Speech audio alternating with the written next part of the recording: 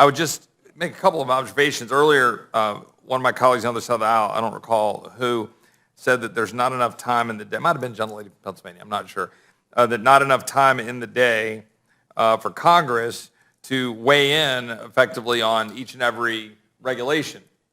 And I would just ask the gentlelady from Wyoming if she sees in that statement an acknowledgement of the problem, that we have, in fact, a bureaucratic state that is engaged in so many regulations that the people's representatives are unable to actually, in the words of my colleague on the other side of the aisle, although I disagree with the assertion that we're unable to deal with it, she would suggest that there was not enough time in the day to weigh in on all the regulations.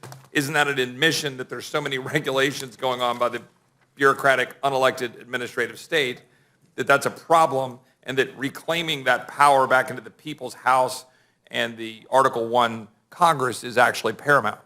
I would absolutely agree with it, and I would add to it that there is a cost to these regulations. And in 2021, that regulatory cost was $2 trillion. So it's not only that there are way too many regulations, with well over 3,000 being adopted every year, it's a $2 trillion hidden tax that every single one of us pay. It's about $14,900 per household in additional expense associated with the regulatory burden in this country that is, again, a hidden tax that is caused by unelected bureaucrats that nobody said, please, as Mr. Massey has said, please go adopt another regulation limiting my ability to choose which car I want to drive. Well, another statistic that was raised with this, that this would apply to something in the zip code of 100 regulations a year, assuming that that is the number of regulations that would qualify under the $100 million economic impact. I don't know if that's an exact stat, but that's still a fairly astounding, significantly large number of regulations that would apply, 100 regulations a year. And I just would wonder if the gentlelady would have comment on that point and about the bureaucratic state and how that speaks to it. And then secondly, how the gentlelady had referenced the extent to which our states and localities engage an enormous amount of their own regulatory power and the police powers that are granted to them under the Constitution, or I guess recognized in them under the Constitution, whether it's Wyoming or Texas, our own TCEQ, right, or Council on Environmental Quality, and our own Clean Air, Clean Water Acts, which predated the federal. I wonder if the gentlelady could speak to that as well. Well, that's exactly right. That's what so many people fail to understand, is that the states also have an array of regulations and statutes in place as well. So what has happened is that the federal government has attempted to expand its power, and most specifically the executive branch, through the regulatory regime that we're talking about here. So what has happened with the EPA, for example, I would argue that the EPA has become increasingly prosecutorial rather than regulatory in some of the things that they have done. So they've gone out and, for example, determined that someone who moved an irrigation ditch should have had a 404 permit, and for that reason, under the Clean Water Act, bring an enforcement action against him, and the guy's facing penalties of $65 million for affecting 2.1 acres of land on his own property. Those are the kinds of things that these agencies do. The gentleman from Kentucky was alluding to that there are criminal penalties associated with these regulations, and yet there's absolutely no legislative oversight. So you have not only the federal regulations, you have the state regulations, as you're talking about, and typically it's the states that are carrying out most of these regulations, because again, you've got your people here in Washington, D.C., but they're not out in the field doing it, whether it's the Department of Transportation or whatever it may be. But again, I think that it's very important for people to understand that the states also have a regulatory regime that is in addition to the federal regulatory regime. One other question that's been raised is the extent to which allegedly it's a problem that the CRA has only been used 20 odd times over a certain period of time. I don't remember the exact stat. But doesn't that miss the core point of the REINS Act? And that the CRA is basically a construct that allows an undo, right? It allows Congress to step in and say, whoa, whoa, whoa, what are you doing with this regulation? We'd like to insert ourselves, but you can only do that within, I can't remember the exact number, 90 legislative days? Yeah. So you have 90 legislative days. So in truth, the CRA is really only applicable when you have a transfer of power in the White House with usually a House that has or a Congress that has a different party in control, right? So the CRA has a very, very limited function, very limited ability to actually serve as a check on the regulatory state. Isn't that the real reason why it's been used so few times?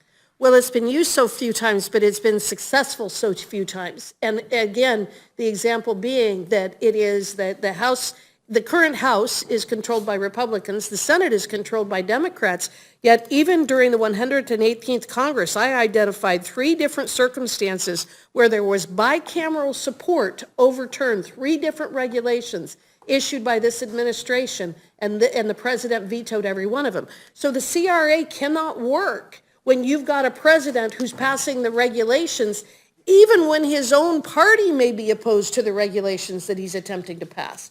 So we've got WOTUS, the tariff repeal on solar panels, and the ESG requirements. Both the House, Republican House, Democrat Senate, we used the CRA. Right. And we said, we don't like this regulation.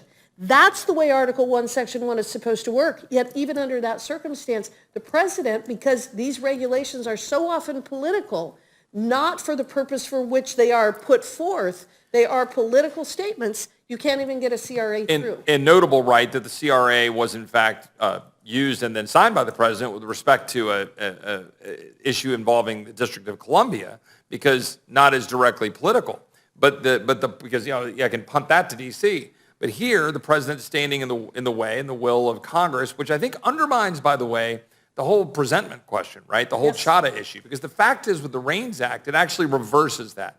It empowers Congress. It empowers Congress significantly more. Because instead of having to step in and undo a regulation, and only undo that regulation in the beginning of the next Congress, where you've got maybe 90 legislative days to do it, you have the REINS Act where you're able to go say, well, wait a second. If there's a regulation that's problematic and Congress thinks there's an issue with it, then Congress can act, because Congress will have to say yes or no to said regulation and then present it to the President of the United States. So in fact, you have the opposite of a presentment problem. You have a legitimate exercise of power by Congress saying, wait a second, that regulatory state, when you have that kind of an impact, Congress should have a voice. Is that not all correct? Absolutely. From Wyoming? Absolutely, that's correct. And what's interesting about it is that when I referenced the roadless rule earlier, Congress was very concerned about what the roadless rule would do in terms of our ability to control forest fires and address pine beetle outbreak and those kinds of things. But the only option that they really had was to go to the GAO and ask the GAO to force the Forest Service to start issuing reports about what the environmental impact of that rule would be. So you've got a circumstance where Republican and Democrats both are looking at this massive regulation, which at the time was the largest rulemaking in U.S. history. They're looking at this massive regulation, and they're all saying, we don't think that this is a good idea. And they almost had no mechanism at all other than to study it for them to actually block it. And they ultimately couldn't do that, but they did issue the reports talking about the environmental degradation that the rule would have. Go ahead. And I recently questioned the head of the Forest Service and got him to admit that the roadless rule did exactly what we said it was going to do, which has been environmentally devastating to the interior West. Well, I wonder if the gentlelady will just bear with me for a minute and see if she agrees. We're talking about the importance of these things. For example, WOTUS. In January of 2023, EPA and Army Corps issued new WOTUS rules that trample property rights and subject farmers, ranchers, and businesses to the whims of bureaucrats. And as a reminder, in 2016, the EPA imprisoned 77-year-old Navy veteran Joe Robertson for 18 months for building ponds on his remote Montana property to fight forest fires. The gentlelady familiar with that, with a state that's really proximate to your home state. Yes. Coal. In March of 2023, the EPA finalized a, quote, good neighbor plan to regulate power plant ozone that would eliminate half of Texas' coal-fired generation fleet in just a few years.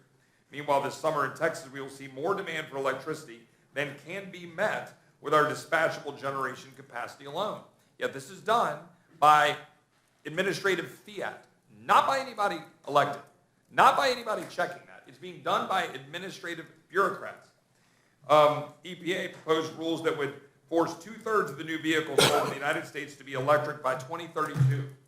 Now, first of all, the plumber hanging out in San Marcos, Texas, or somewhere in a small town anywhere in America or in Wyoming, do you think that the individual working right now is saying, oh boy, may I please have an electric vehicle that's going to cost 2 or 3, 4 times as much, or I'm going to have to plug in and use as much electricity as an air conditioning unit in powering up my house, the same amount of electricity to charge up that battery-powered vehicle, and then wonder if I can get from one side of Wyoming to the other, or wonder whether I can get from my place in Austin out to, say, Midland through the state of West Texas? But somewhere in some study group or focus group in the bowels of Harvard, this seems like a great idea.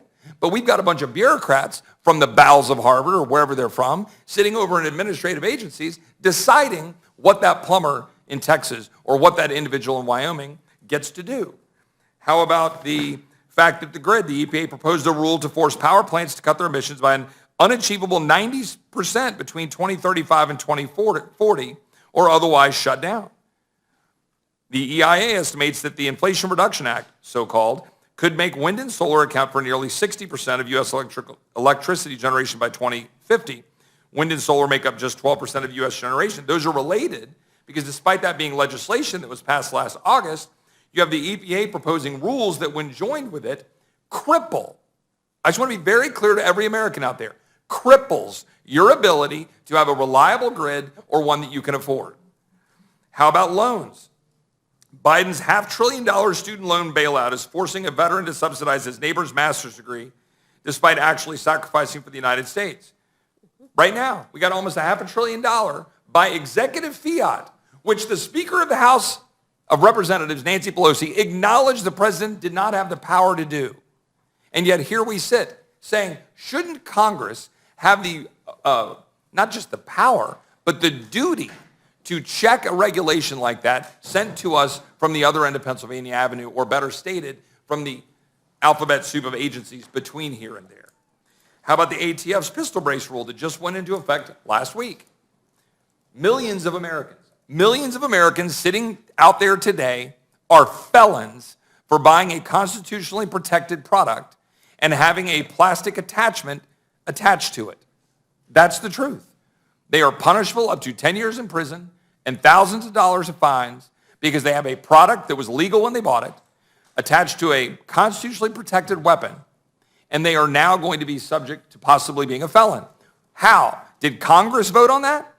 The gentlelady, did the Congress vote on any of these things I'm talking about? No. Or were these all done by administrative executive fiat? Exactly.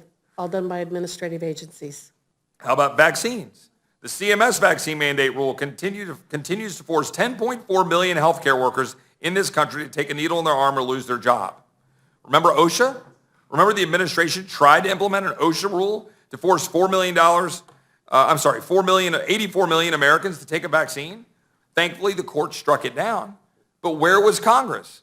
Nowhere, because the executive branch could use administrative, executive fiat to make decisions. This is precisely why we have separation of powers. It's precisely why we're supposed to execute on the separation of powers. And it is precisely why the REIN Act is so critically important.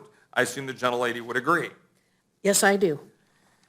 So one or two other quick questions. I would just say maybe to the gentleman, Mr. Johnson, the gentleman from Georgia. Am I correct that in the recent debt ceiling bill that was passed last week, passed by the Senate, I guess late last week, that in that bill there was some sort of administrative pay-go regulatory language that was inserted into the debt ceiling bill? No, it was not. Was not? I think there was supposed to be, there was administrative pay-go language, that is, that requiring the administration to go through the process of saying if a regulation had a certain impact, right, that they would have to then go figure out how to pay for that impact on the fly, like administrative pay-go. But my point of bringing that question up, which that is in the debt ceiling bill, is it is also waivable, right? I believe that in the debt ceiling bill, that language which was inserted into the bill is fully waivable by the OMB director. Does the gentleman from Georgia believe that to be true? I think you may know a little bit more about it. You voted against it. I would hope those who voted for it know a lot about it more than those who voted against it, to be honest with you. Well, you're in a position to educate us, but that is not our topic here today. I would take issue with that So- and allow the gentleman to expand on it, it is precisely the topic because we passed the REINS Act as part of the debt ceiling package, Limit, Save, Grow, in late April. And in that REINS Act, we would have been able to constrain the Biden administration. However, last week, the debt ceiling, quote, deal, unquote, was cut. And Democrats at the other end of Pennsylvania Avenue demanded that we take out the REINS Act and insert instead administrative pay-go, which is, to the best of my understanding, fully waivable. And in fact, fully waivable, such that the OMB director, Shalonda Young, said she would waive it if, quote, deemed necessary to make sure President Biden's agenda is carried forward, end quote. I think my question was going to just simply be, why would it need to be waived? That'd be my question, but I'm not sure that the gentleman's expert on this subject. And so I'd just say to the gentlelady from Wyoming, why would you think it would need to be waived? Well, I wouldn't think it would ever need to be waived.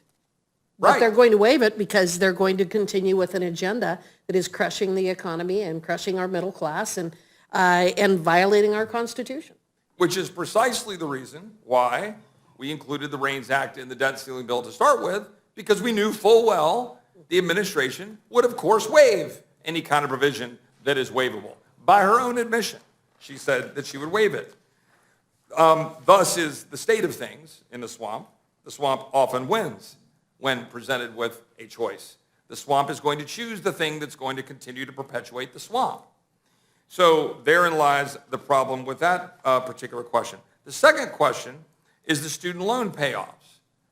I think it is correct, and I'd ask the gentleman from Georgia, that the student loan bailout provision, the provisions that are almost $500 billion, that those provisions that were removed from being in place under the debt ceiling bill that this House passed out in late April, that was removed at the demand of the White House and the acquiescence of the House. That was removed from the debt ceiling bill last week. Does the gentleman agree that the bailout for student loans is no longer in the debt ceiling bill? I'm not going to get into a discussion about the debt ceiling. That was a victory for the American people. It's something that has been passed, signed into law. I voted for it. You voted against it. You've got a axe to grind about it, and I can appreciate the fact that you would use this opportunity to do so. But I'm not in the position to engage you on that issue in this hearing. So the reason that I raised the question is not to dwell or refocus on the absurdity of the debt deal that was cut last week. It is rather to raise the point that you have an executive branch that made an executive decision, an administrative action, unlawfully, by the way. An executive order is was different from an administrative. You had action Rule by the promulgation. executive branch. You had action by the executive branch. That's not Carried the out. same as a Carried out. as a regulation issued by a federal agency, and that's what we're talking about today. You have the executive branch carrying out by fiat from the other end of Pennsylvania Avenue through its agencies, enforced through its agencies, and through the rulemaking authority. You have them going through the process of canceling, getting rid of, forgiving, providing a bailout, whatever words we want to use, for almost $500 billion worth of student loans. Congress has authorized the administration to do that. So herein lies the great question. Herein lies the whole point. Who decides? And in this case, what we're saying is that bureaucrats in the executive branch decide without Congress speaking to the actual spending of $500 billion.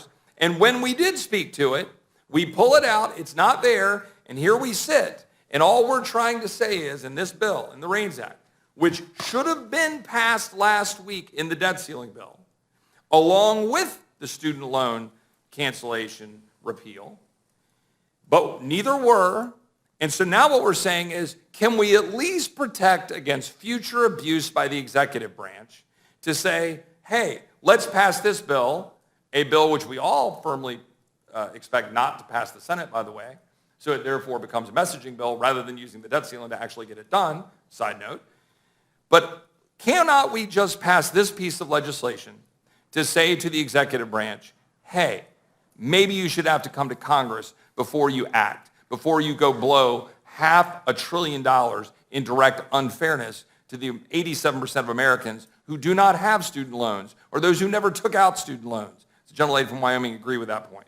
Well, I agree, absolutely. There is no circumstance under our Constitution where an executive branch by executive order or regulation should be able to adopt something that would have an impact of $500 billion without coming to Congress. It's absolutely unconstitutional. There's a litany of other issues that I could put into the record, and I won't, but there's amendments that we'll be having that we're offering that deal with a whole lot of issues that don't necessarily get absorbed into the $100 million economic impact, or at least obviously, that I think are important to make sure we address, and we'll address those on the floor. But just to close, under no circumstances should the People's House be turning over the ability to make decisions on these important matters to unelected bureaucrats that have no check in our separation of powers in our system of government. With that, I would yield back my time.